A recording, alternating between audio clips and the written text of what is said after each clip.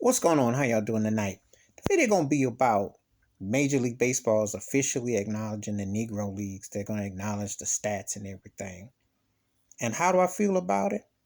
It's long overdue. Duh. I mean, the whitewashing that goes and everything. They always tell you numbers don't lie.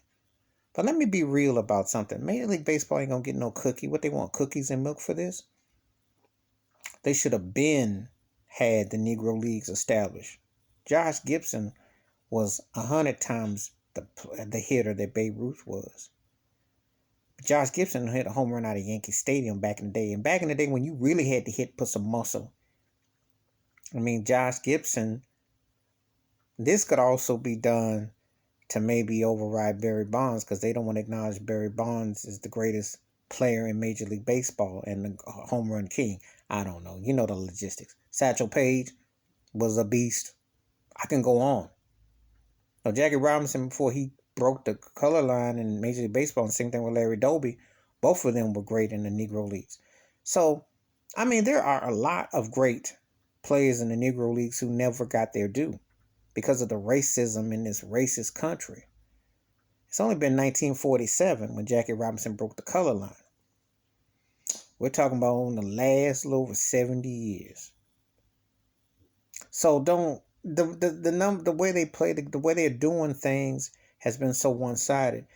They still don't have a black commissioner, black ownership in baseball, more black general managers. They barely got black players playing today. I mean, what happened to baseball?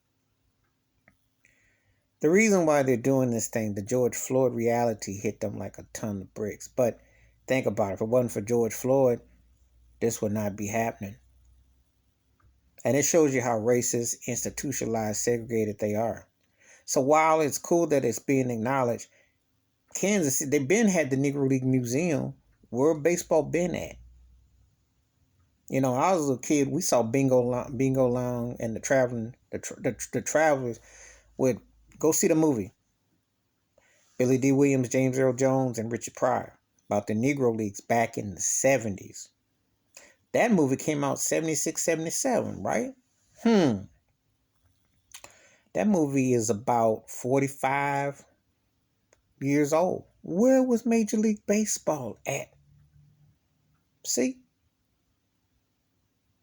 They just retired Jackie Robinson's number in the last 15, 20 years. Where have they been? But they want a cookie to act like they doing something?